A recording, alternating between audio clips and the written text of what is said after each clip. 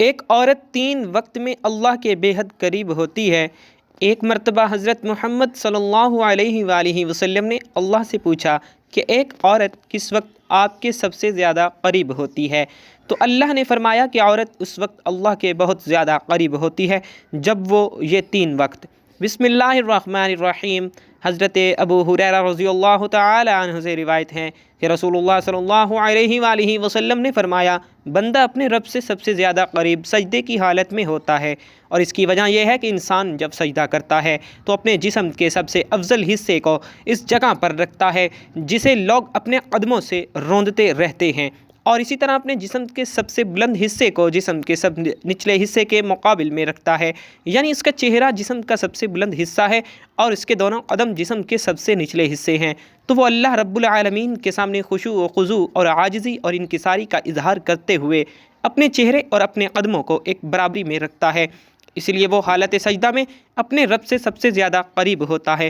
اور نبی صلی اللہ علیہ وآلہ وسلم نے سجدے کی حالت میں کثرت دعا کا حکم اس لیے دیا ہے کہ اس حالت میں بندے کی ظاہری حیت اور اس کی دعا دونوں اللہ رب العالمین کے لیے عاجزی اور انکساری کا مظہر ہوا کرتے ہیں، اسی لیے بندہ سجدے میں سبحان ربی الاعلیٰ کہتا ہے، جس میں اس بات کی طرف اشارہ ہے کہ اللہ عز و جل اپنی ذات و صفات میں بلند و برتر ہے، جبکہ انسان اللہ تعالیٰ کی عظمت اور جلال کے مقابل میں انتہائی نیچا اور کمتر ہے۔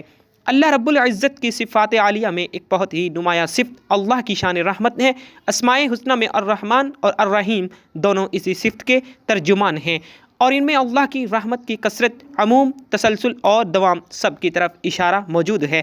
قرآن مجید میں سینکڑوں مقامات پر اللہ نے اپنی صفت رحمت کا ذکر کیا اور حوالہ دیا ہے۔ تمام قرآنی صورتوں کے آغاز میں جو آیت تلاوت کی جاتی ہے اور تمام اہم کاموں کا آغاز جن مبارک کلمات سے کیے جانے کا حکم ہے وہ بسم اللہ الرحمن الرحیم ہے، جس میں اللہ کے رحمان سب پر مہربان اور رحیم بہت مہربان ہونے کی صراحت ہے۔ قرآن کریم میں مستقل ایک سورت سورہ رحمان کے نام سے موسوم ہے، جسے قرآن پاک کی زینت قرار دیا گیا ہے۔ اس کا آغاز بھی صفت رحمان کے ذکر سے ہوا ہے، اور پوری سورت میں ابتدا سے انتہا تک اسی صفت کے ثمرات اور نمونوں کا بیان ہے۔ اس کے علاوہ بہت سے مقامات پر گناہگاروں، گناہوں اور جہنم کی سزاؤں کے ذکر کے بعد اللہ رب العزت نے اپنے غفور اور رحیم ہونے کی صراحت فرمائی ہے، اور کئی مقامات پر اللہ تعالیٰ نے اپنی طرف رحمت کی نسبت کی ہے اور کئی جگہ اپنی رحمت کی وسعت کو بیان فرمایا ہے۔ اس حوالے سے ارشاد ہے، تمہارے رب نے اپنے اوپر رحمت کا معاملہ لازم کر لیا ہے، سورۃ الانعام۔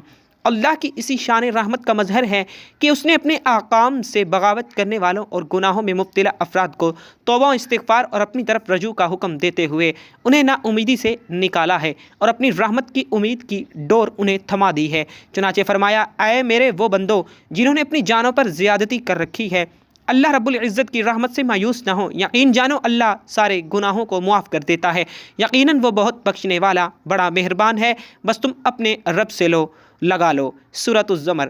تم اللہ کی رحمت سے نا امید مت ہو جاؤ، سورہ یوسف۔ واقعہ یہ ہے کہ اللہ کی رحمت بہانے ڈھونڈتی ہے، اور بسا اوقات بندوں کی بہت ہی معمولی نیکیاں بلکہ دل سے احساس ندامت، آنکھوں کے چند قطرے اور معافی کے بول اللہ کی رحمت کو جوش دینے میں کامیاب ہو جاتے ہیں، اور انہی پر اللہ کی طرف سے تمام گناہوں کی مغفرت اور جنت و رحمت کا فیصلہ ہو جاتا ہے۔ احادیث میں جگہ جگہ ذکر آیا ہے کہ ایک بدکار عورت کو صرف پیاسے کتے کو پانی پلانے کے عمل پر اللہ کی طرف سے مغفرت عطا فرما دی گئی، اس لیے آپ صلی اللہ علیہ وآلہ وسلم نے ہدایت فرما دی ہے، تم کبھی کسی نیک کام کو ہرگز حقیر اور معمولی نہ سمجھو۔ ابو داؤد اللباس باب ما جاء فی الاسبال والازعار۔ کسی نیکی کو معمولی سمجھنا اور اسے چھوڑ دینا بے حد خطرناک بات ہے۔ بہت ممکن ہے کہ اسی نیکی کی وجہ سے اللہ کی رحمت متوجہ ہو جائے اور بیڑا پار ہو جائے۔ نیکیوں کو معمولی قرار دے کر اسے چھوڑنے کا خیال ڈالنا شیطان کی مکارانہ تدبیر ہے، اس دام میں پھنسنا بڑی ہی نادانی ہے۔ ایک بزرگ جو بڑے محدث بھی تھے، جنہوں نے ساری عمر حدیث کی خدمت میں گزاری، جب ان کا انتقال ہو گیا تو کسی نے خواب میں ان کی زیارت کی اور ان سے پوچھا کہ حضرت اللہ تعالیٰ نے کیسا معاملہ فرمایا؟ جواب میں انہوں نے فرمایا کہ بڑا ہی عجیب معاملہ ہوا، وہ یہ کہ ہم نے تو ساری عمر علم دین اور حدیث کی خدمت میں گزار دی اور درس و تدریس اور تصنیف اور واعظ و کتابت میں گزاری، تو ہمارا خیال یہ تھا کہ ان کی اعمال ہی پر ہمیں اجر ملے گا، لیکن اللہ تعالیٰ کے سامنے پیشی ہوئی تو اللہ نے کچھ اور ہی معاملہ فرمایا۔ اللہ تعالیٰ نے مجھ سے فرمایا کہ ہمیں تمہارا ایک ہی عمل بہت پسند آیا، وہ یہ کہ ایک دن تم حدیث شریف لکھ رہے تھے، جب تم نے اپنا قلم دوات میں ڈبو کر نکالا تو اس وقت ایک پیاسی مکھی آ کر اس قلم کی نوک پر بیٹھ گئی اور سیاہی چومنے لگی۔ تمہیں اس مکھی پر ترس آ گیا، تم نے سوچا کہ یہ مکھی اللہ کی مخلوق ہے اور پیاسی ہے، یہ سیاہی پی لے تو پھر میں قلم سے کام کروں۔ چنانچہ اتنی دیر کے لیے تم نے اپنا قلم روک لیا اور اس وقت تک قلم سے کچھ نہیں لکھا جب تک وہ مکھی اس قلم پر بیٹھ کر سیاہی چوستی رہی۔ یہ عمل تم نے خالص میری رضامندی کی طرف کیا، اس لیے اس عمل کی بدولت ہم نے تمہاری مغفرت فرما دی اور جنت الفردوس عطا کر دی۔ روایات میں آتا ہے کہ قیامت کے دن اللہ رب العزت دو بندوں کو بلائے گا اور ان سے فرمائے گا کہ تم نے دنیا میں بے شمار گناہ کیے ہیں، اب تمہارا ٹھکانہ جہنم ہے، جاؤ جہنم میں جاؤ۔ اس حکم کو سن کر ان میں سے ایک بہت تیزی سے جہنم کی طرف چل پڑے گا، دوسرا دھیرے دھیرے چلے گا اور بار بار مڑ کر اللہ کو دیکھے گا۔ اللہ تعالیٰ ان دونوں کو واپس بلائے گا اور پہلے شخص سے سوال کرے گا کہ میں نے تمہیں جہنم میں جانے کے لیے کہا، تم تیزی سے چل پڑے، اس کی کیا وجہ تھی؟ وہ بولے گا، اے میرے رب، میں نے دنیا میں آپ کا ہر حکم توڑا، اب آپ نے یہ آخری حکم دیا تو میں نے سوچا کہ اب یہ حکم نہیں توڑوں گا، اس لیے میں تیزی سے چل پڑا۔ اللہ پاک دوسرے سے فرمائے گا، تم بار بار پیچھے مڑ کر کیوں دیکھ رہے تھے؟ وہ عرض کرے گا، آپ کی رحمت کی امید میں۔ بس یہ سن کر اللہ تعالیٰ دونوں سے ہی راضی ہو جائے گا اور دونوں کے حق میں ہی جنت کا فیصلہ فرما دے گا۔ التذکرہ قرطبی۔ کہنے کا مقصد یہ ہوا کہ اللہ تعالیٰ کے قریب ہونا بہت ہی آسان ہے کہ نیک اعمال کر کے اللہ کا قرب حاصل کیا جائے۔ تو ناظرین، اب بات کرتے ہیں ایک مسلمان عورت 3 اوقات میں اللہ تعالیٰ کے بے حد ہی قریب ہوتی ہے۔ ناظرین، اس ویڈیو میں بتائیں گے کہ وہ کون سے 3 اوقات ہیں جب ایک مسلمان عورت اللہ تعالیٰ کے بے حد قریب ہوتی ہے۔ لیکن آئیے سب سے پہلے یہ جان لیتے ہیں کہ کسی نیک بخت عورت پر تہمت لگانا کیسا ہے، یعنی کسی عورت کے بارے میں ایسی جھوٹی بات کہنا کہ جو اس عورت میں نہ پائی جاتی ہو تو پھر اس کی سزا کیا ہے۔ ایک مرتبہ ایک شخص حضرت علی رضی اللہ تعالی عنہ سے پوچھنے لگا کہ یا علی، بتائیے کہ وہ کون سا مرد ہے کہ جس کی تمام عمر کی عبادت اس کے منہ پر مار دی جائے گی اور وہ بغیر حساب و کتاب کے دوزخ میں جائے گا۔ بس جیسے ہی یہ پوچھا گیا تو حضرت علی رضی اللہ تعالی عنہ نے فرمایا کہ اے بندے خدا، یاد رکھنا کہ میں نے اللہ کے رسول صلی اللہ علیہ وسلم سے سنا ہے کہ جو مرد کسی عورت پر تہمت لگاتا ہے تو اللہ اس مرد کی ساری نیکیاں اس کے منہ پر دے مارتا ہے اور اللہ کے فرشتے اور اس پر مسلسل لعنت بھیجا کرتے ہیں اور یوں وہ دنیا میں ہی رسوا ہو جاتا ہے اور آخرت میں بھی کسی بھی نیکی کا صلہ نہیں پاتا۔ وہ شخص پوچھنے لگا کہ یا علی، کسی عورت پر تہمت لگانا اتنا بڑا گناہ کیسے ہے؟ تو حضرت علی رضی اللہ تعالی عنہ نے ارشاد فرمایا کہ اے شخص، کسی پر تہمت لگانا یا کسی کی عزت کو قتل کرنا ہے۔ یاد رکھنا کہ اللہ کے نزدیک جیسے کسی انسان کو قتل کرنا ایک بدترین گناہ ہے، ویسے ہی کسی پر تہمت لگانا اس کی عزت اور شخصیت کو قتل کر دینے کے برابر ہے۔ اے شخص، کبھی بھی کسی پر تہمت نہ لگانا، خاص طور سے کسی عورت کے بارے میں کبھی کوئی جھوٹی بات نہ کہنا۔ ناظرین، آئیے اب جانتے ہیں کہ وہ کون سے 3 وقت ہوتے ہیں جب ایک مسلمان عورت اللہ کے سب سے زیادہ قریب ہوتی ہے۔ حضرت علی رضی اللہ تعالی عنہ سے پوچھا گیا کہ اللہ کے سب سے زیادہ نزدیک کون ہے؟ بس جیسے ہی یہ پوچھا گیا تو حضرت علی رضی اللہ تعالی عنہ نے فرمایا، اے بندہ خدا، اللہ کے سب سے زیادہ قریب وہ عورت ہے جو اللہ کے لیے نامحرم سے پردہ کرتی ہے۔ اے شخص، یاد رکھنا کہ اللہ سبحانہ و تعالی نے عورت کو رحمت کا مجسمہ بنایا ہے تاکہ وہ ہر گھر کو اللہ کی رحمت سے بھر دے۔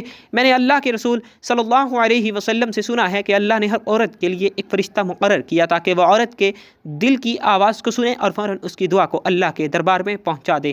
لیکن افسوس تو یہ ہے کہ جب ایک عورت بے پردگی اختیار کر کے زندگی گزارتی ہے تو وہ فرشتے اور اللہ کی رحمت عورت سے دور ہوتی جاتی ہے اور یوں عورت دکھ اور تکلیف کا شکار ہوتی جاتی ہے۔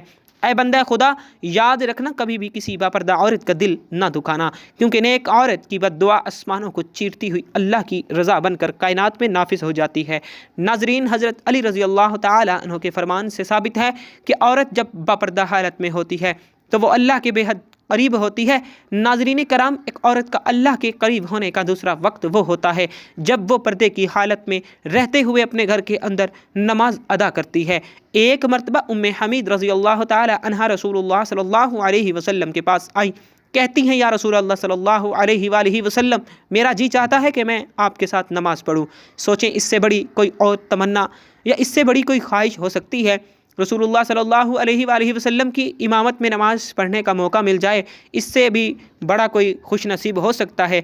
रसूलुल्लाह सल्लल्लाहु अलैहि वआलिहि वसल्लम ने फरमाया, मैं जानता हूँ कि तुम मेरे साथ नमाज़ पढ़ने को बेहद पसंद करती हो, लेकिन रसूलुल्लाह सल्लल्लाहु अलैहि वआलिहि वसल्लम ने फरमाया, जो तुम अपने दार में यानी अपने घर में नमाज़ पढ़ोगी वो किसी मस्जिद में नमाज जाकर पढ़ने वाली नमाज से बेहतर है। रसूलुल्लाह सल्लल्लाहु अलैहि वआलिहि वसल्लम ने फरमाया, छुप के जो औरत नमाज़ पढ़ेगी वो सबसे बेहतर होगी। उम्मे हमीद रज़ी अल्लाह ताला अन्हा ने जब ये बात सुनी तो वह वापस चली गई। उन्होंने अपने घर के कोने में नमाज की जगह मुख्तस की जहाँ अंधेरा था, जहाँ किसी की नज़र भी नहीं पहुँचती थी। रसूलुल्लाह सल्लल्लाहु अलैहि वआलिहि वसल्लम की सहाबियाँ फिर वहाँ ही नमाज़ पढ़ा करती, यहाँ तक कि वो अपने रब के पास चली गई। नाज़रीन, साबित हुआ कि जब एक औरत अपने घर के कमरे के अंदर हजूर सजदा रेज़ होती है तो उस वक्त वो सबसे ज़्यादा अल्लाह ताला के करीब होती है। फिर वो जो भी मांगे अल्लाह ज़रूर अता फरमाता है। नाज़रीन, एक मरतबा हज़रत मूसा अलैहिस्सलाम ने अल्लाह ताला से पूछा कि ऐ मेरे खालिक व मालिक, मुझे ये बता कि इस वक्त में यानी इस मौजूदा दौर में तुझे सबसे ज़्यादा अजीज़ कौन है। अल्लाह तबारक व तआला ने जवाब दिया कि ऐ मूसा, अगर देखना चाहते हो कि मुझे अजीज़ कौन है तो जाओ किनान के एक गाँव में, वहाँ एक औरत रहती है, उसका नाम दियाल है, वो इस वक्त मुझे सबसे ज़्यादा अजीज़ है। हज़रत मूसा अलैहिस्सलाम के दिल में ये बात पैदा हुई कि मैं भी इस अल्लाह की अजीज़ बंदी की ज़ियारत करूं, देखूं तो आखिर वो है कौन और ऐसे कौन से अमल करती है कि जिसकी वजह से अल्लाह को अजीज़ है। हज़रत मूसा अलैहिस्सलाम चलते रहे, बढ़ते रहे, उस गाँव पहुँचे तो क्या देखते हैं कि एक टूटा हुआ घर है और उस टूटे हुए घर में एक औरत रहती है जिसके ना हाथ हैं न पाँव हैं और ना ही आँखें हैं ना ही कान, सिर्फ एक ज़ुबान है जो अल्लाह सुब्हानहू व तआला का शुक्र अदा कर रही है। हज़रत मूसा अलैहिस्सलाम ने देखा और दिल ही दिल में कहा कि आए मेरे परवरदिगार, तूने इस औरत को किसी नेमत से नहीं नवाजा, फिर भी ये तेरा शुक्र अदा कर रही है। बस हज़रत मूसा अलैहिस्सलाम का ये सोचना था कि वह औरत कहने लगी, आए मूसा, तू अल्लाह का नबी होगा, अल्लाह के लिए ये ना कहो कि अल्लाह ने मुझे कुछ नहीं दिया, अल्लाह ने मुझे जो कुछ दिया है मैं तो उसी का शुक्र अदा नहीं कर सकती। तो हज़रत मूसा अलैहिस्सलाम ने पूछा कि वो कैसे। तो औरत कहने लगी, आए मूसा, अगर अल्लाह मुझे कदम देता और मैं इन कदमों से चलकर बाहर जाती, यकीनन गुनाह करती, लेकिन अल्लाह मुझे अजीज़ रखता है इसलिए ऐसे तमाम गुनाहों से बचा लिया। अगर मुझे हाथ देता तो शायद कि मैं अल्लाह की मखलूक पर जुल्म करती, तो अल्लाह ने मुझे इन गुनाहों से भी बचा लिया। और अगर आंखें देता तो शायद कि मैं नामहरमों को देखती, तो अल्लाह ने मुझे इन गुनाहों से भी बचा लिया। अगर अल्लाह मुझे कान देता तो शायद मैं गाना बजाना सुनती, गीबत सुनती, इसलिए अल्लाह ताला ने मुझे इन गुनाहों से भी बचा लिया। सिर्फ मुझे एक ज़ुबान दी है ताकि मैं इस ज़ुबान से उसका शुक्र अदा कर सकूं। और अल्लाह ताला ने मेरी रूह की को आँखों को इतना मुनव्वर कर दिया है कि मैंने कभी तुम्हें देखा ही नहीं, फिर भी मैं तुझे पहचानती हूँ। तो अब बताओ कि मैं इस करीम और रहीम अल्लाह का शुक्र क्यों ना अदा करूँ। तो नाजरीन, ये सब सुनकर हज़रत मूसा अलैहिस्सलाम रोने लगे और कहने लगे कि तुम्हारा ईमान तुम्हें अल्लाह के करीब करता है। तो साबित हुआ कि अगर अल्लाह किसी औरत पर कोई आजमाइश डालता है तो उसे चाहिए कि उस आजमाइश पर राज़ी हो जाए और हमेशा अल्लाह का शुक्र बजा लाए, क्योंकि ऐसी औरत जो आजमाइशों के बावजूद अल्लाह की शुक्र गुजार होगी, फिर यही वो वक्त है जब वो अल्लाह के बेहद करीब हो जाती है। अल्लाह तबारक व तआला से दुआ है कि वो हमें नेकी की बात को सुनने, समझने और इस पर अमल करने की ताकत और तौफीक अता फरमाए। आमीन सुम्मा आमीन। नाज़रीन, कमेंट बॉक्स में अल्लाह ताला के और अल्लाह के महबूब सल्लल्लाहु अलैहि वसल्लम के 99 नामों में से एक नाम ज़रूर टाइप कीजिएगा। ज़िंदगी रही तो इंशाअल्लाह नेक्स्ट वीडियो में मिलेंगे, तब तक के लिए अल्लाह हाफिज़।